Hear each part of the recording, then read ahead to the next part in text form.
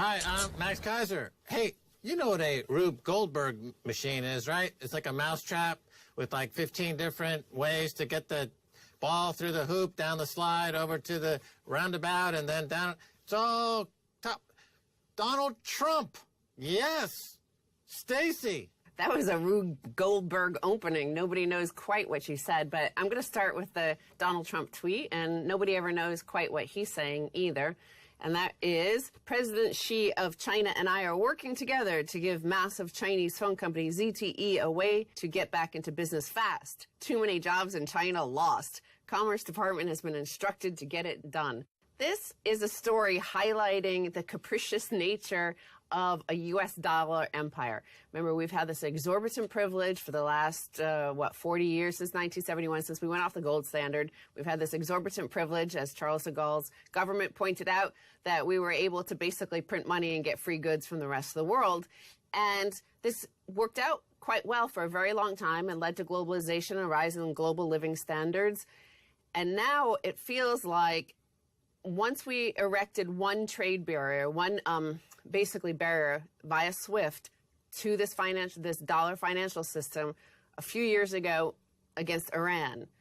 And at that time, our guest Jim Rickard said, be careful what you do, because if you use this weapon too often, things could fall apart. But this story about ZTE, what happened to ZTE, a massive Chinese telecoms company that got destroyed overnight by the U.S., and now they're trying to resurrect it, is an interesting one. Right. Well, Trump said that China's taking our jobs. So here he is, very near to having just been elected, and he's making sure that China gets our jobs.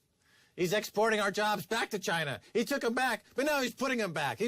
So it is like a Rube Goldberg machine in that sense. And it also reminds me what happens when you have a global economy that's completely tied together, just-in-time delivery, like a Gordian knot of trade. If you try to move one little part with a sanction or a tweak here, it affects the entire ecosystem of all global trade. But it's not like we're living in the 18th century or something where you put something on a ship and it takes a few weeks to get to the other side. And, we're going to settle that trade in gold.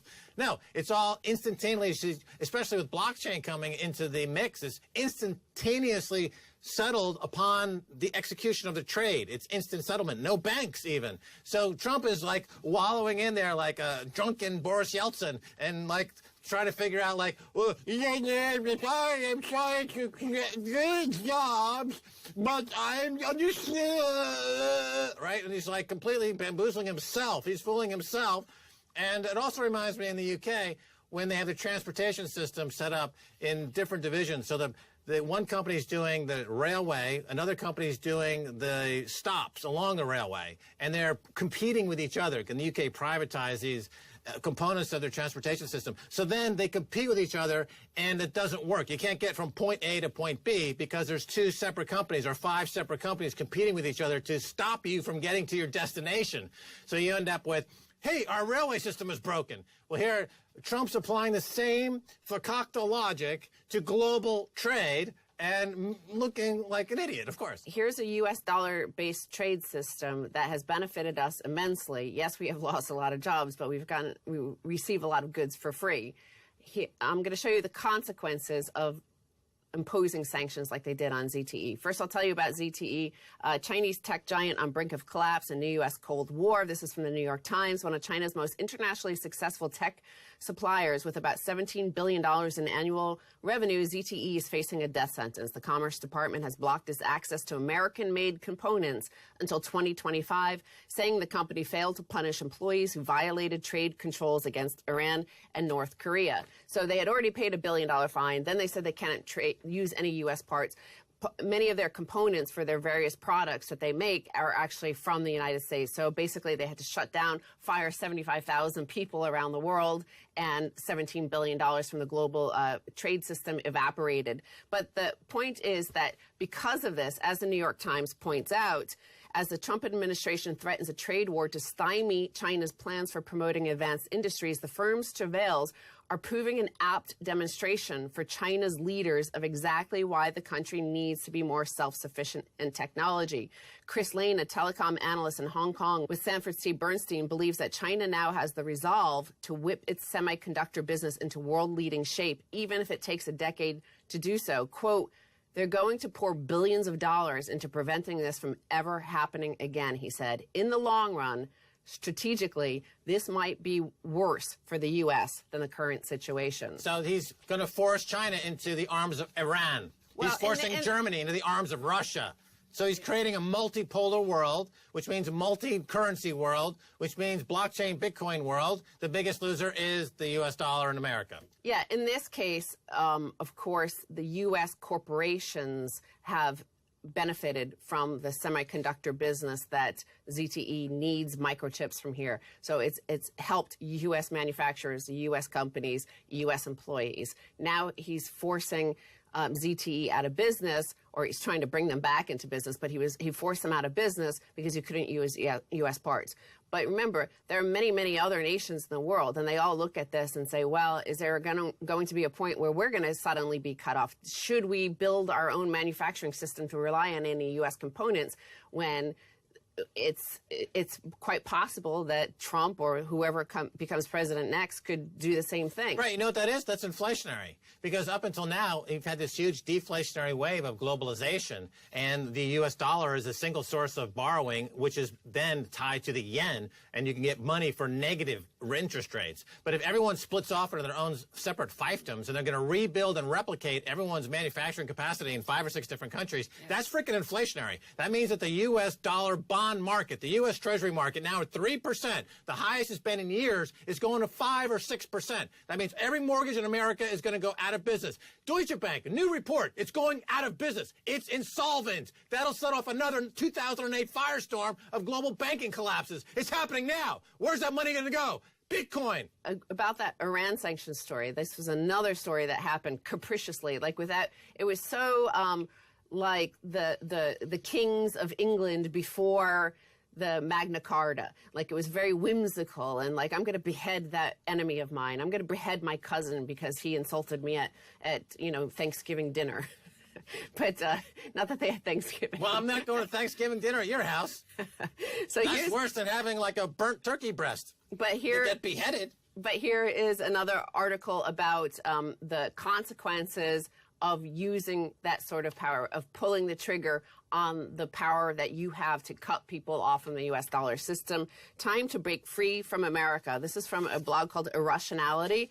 And, Airbus has 10% of their components are made in the U.S., so just 10% of their components. But because of that, because Trump, after all those years of negotiations and the Iranian deal, and he decided to, at a whim, via tweet, to just knock off that system, and Europe has billions of dollars of new trade with Iran. Airbus has a billions of dollars deal. So suddenly Airbus can't do this. Now look at the consequences. These are things said by French and German ministers. French Foreign Minister Jean-Yves Le Drian complained that, quote, we feel that the extraterritoriality of their American sanction measures are unacceptable. The Europeans should not have to pay for the withdrawal from an agreement by the United States to which they had themselves contributed. Meanwhile, French Finance Minister Bruno Le Maire asked yesterday, do we want to be vassals who obey decisions taken by the United States while clinging to the hem of their trousers, or do we want to say we have our own economic interests? And remarkably, the article goes on to point out that because of these Iranian sanctions, they're actually discussing at very high levels in Europe among the ministerial class of devising an alternative to the SWIFT system. Again, this is really important to the demise. If the fewer dollars you have circulating, the less power you have to mess up the system and destroy your enemies by cutting them off from that system. Right. The SWIFT system is censorship enabling. Yes. Right? If the U.S. doesn't like Julian Assange, they can cut him off from all credit. If the U.S. doesn't like what's happening in Iran, they can cut him off from SWIFT.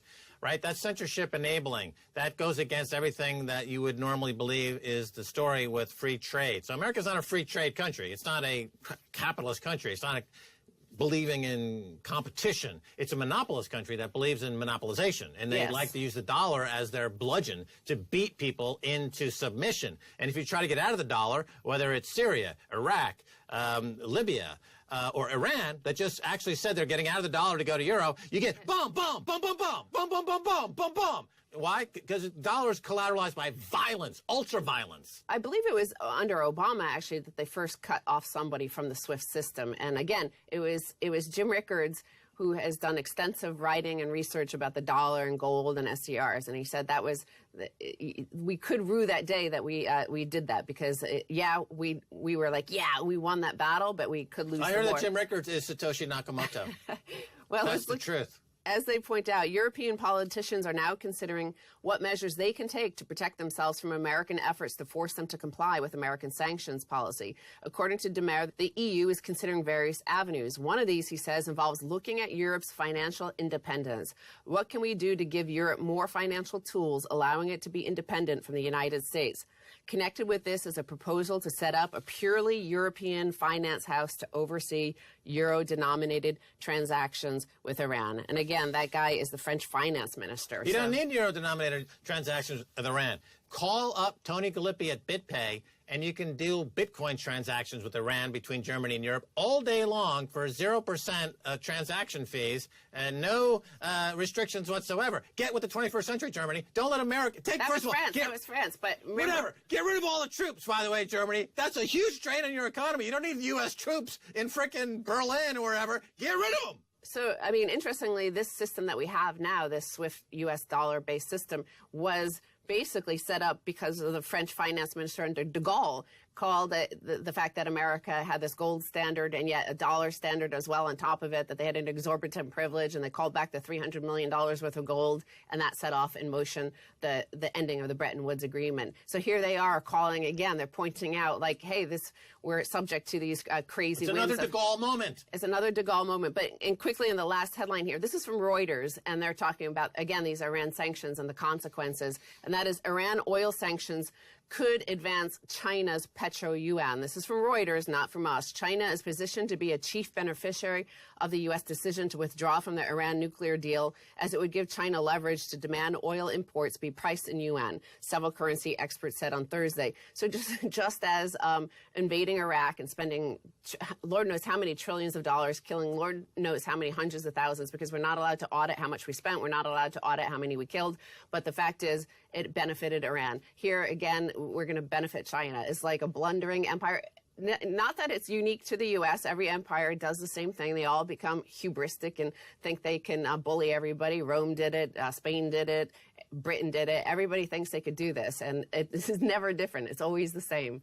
Yes. Always history repeats or rhymes or whatever. Well, we got a lot more crazy stuff coming in the second half. So don't go away. Stay right there.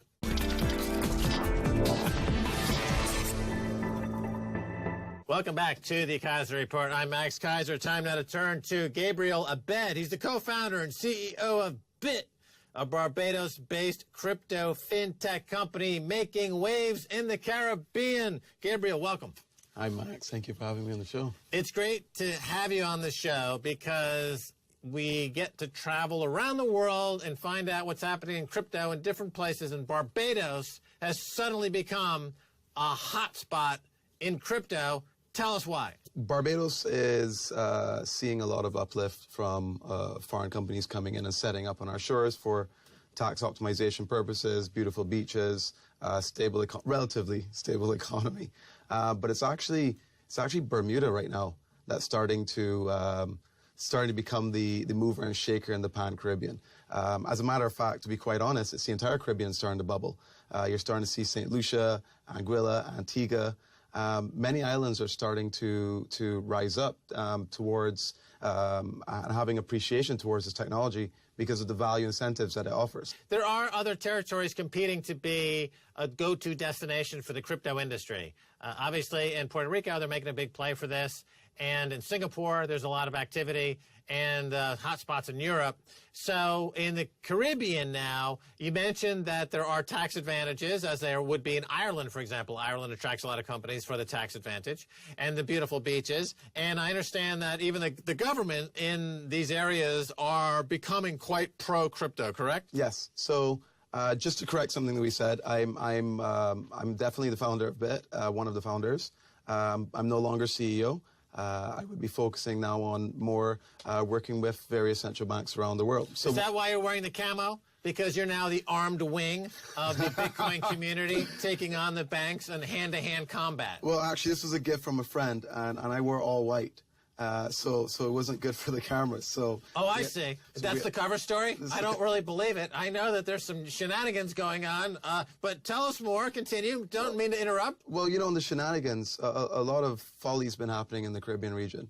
I mean, it's the reason why we built BIT was to start allowing the region to have more of a unified currency-based system, or a financial sector.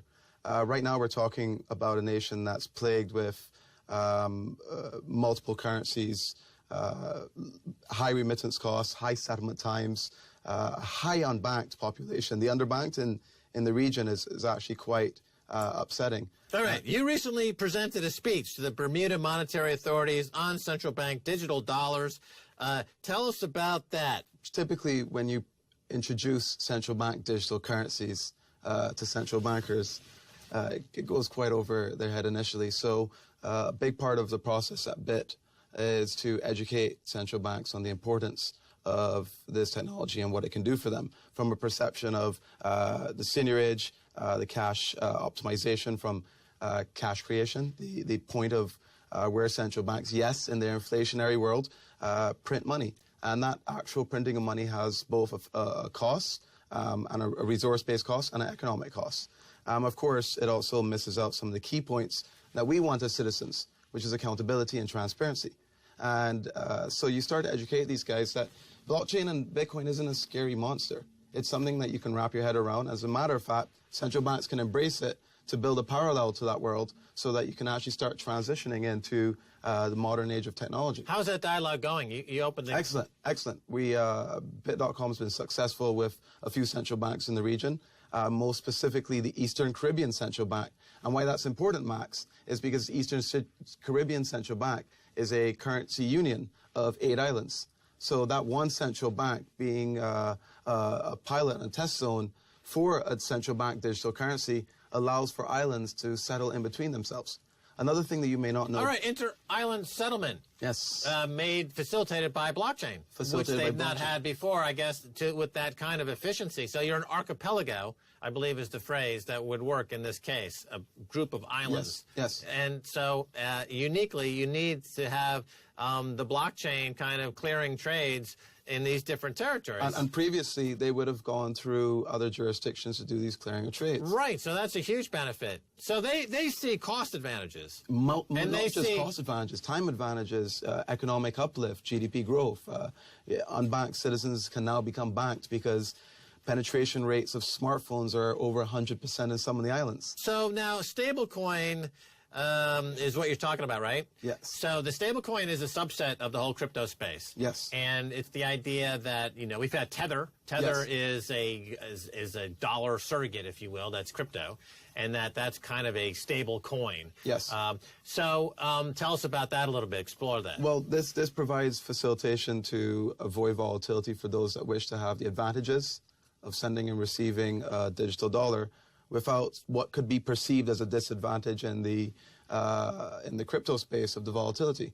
So what a stablecoin accomplishes is the ability to transact digital fiat. Are you bringing in a new stablecoin? Is BIT the stablecoin? Well, BIT itself is a company, but they produce stablecoins for governments. They provide governments the tools to produce their own stablecoin. In Barbados, as an example, the Barbadian digital dollar, it's nothing more than the Barbados dollar, backed one-to-one by the Barbados dollar, but just digital as a blockchain unit. Unlike Ripple, I would guess there's no big pre-mine. There's zero pre-mine. There's not possible. Well, the pre-mine happens at central bank. I mean, that's a different... So the central bank is kind of like able to perform as a central bank, but in this crypto space, to the benefit of the entire archipelago. Absolutely. And you guys at BIT are facilitating that. And it serves both worlds, Max. It serves the old world of central banks, as it lets them have a bridge into crypto. And it serves the crypto world because it allows them to have the bridge into the traditional network. Because you can't take cash and convert cash, physical dollars, easy to Bitcoin. Or other forms of mathematical programmable currency. But in the world of central bank digital dollars, there's a direct bridge and a communicational path that can be built. All right, fair enough. Now, you facilitated a relationship with Binance, the one-year-old cryptocurrency exchange already raking in billions. Why Bermuda? Bermuda offered regulatory clarity, and I don't want to speak on behalf of Binance because it's not my company. Although I have a lot of respect for the CEO. when the premier Bermuda made good on his promises to... So let me get this straight. Binance is moving into Bermuda. Binance doesn't have a single headquarters. As CZ, the CEO, would have explained it, Binance exists in many parts of the world with different types of services in different parts of the world. They're looking to do what I believe is compliance in Bermuda, which Bermuda has a lot of compliance officers, a very large set of compliance officers. So it's quite ideal for them from that perspective. Does that bring in more, I guess, volume and business? So it's a good For the island of Bermuda, it brings in jobs, it brings in economic growth, it puts them on the map. I mean, the fact that you're mentioning it shows that they've become a little bit more known. Well, I'm looking to get an all-paid vacation. Well, no, actually, I shouldn't say that. Maybe a bathing suit. Yeah, I mean, I think that would fall under the, the threshold of what would be reasonable in this situation. Maybe hook me up with a Speedo. Yeah, I can organize with that. the flag on the Speedo. I mentioned earlier, I have excellent... Anyway, let's move on. Charlie Munger accuses you, as a cryptocurrency trader, are a demented who harvests baby brains. How do you respond? Well, we're changing the world, so if that makes us demented... we're changing the world for the better. And these guys have had a chance to do it, and they did nothing. And that's the truth, Max. They've had decades to change the world and to make a difference. Right, so Charlie Munger, for context, he is the partner of Warren Buffett over there at Berkshire Hathaway. I'm aware of his statements that he recently made. And, he and Warren have been bad-mouthing crypto. And they're wrong. And Bill Gates was there as well, Bill Gates is a hero of mine. And, considering some of the things that he wrote back in '95, along the lines of digital currencies will help the unbanked nations. And we're literally helping unbanked nations in the Caribbean and around the world with other central banks towards this exact mission of being able to solve people's problems. Right, and Bill Gates is a twice convicted predatory monopolist. I'm not sure he's got a moral, soapbox on which to stand and lecture folks. These guys, they've made their way in this world and they've done well, and but they're definitely wrong.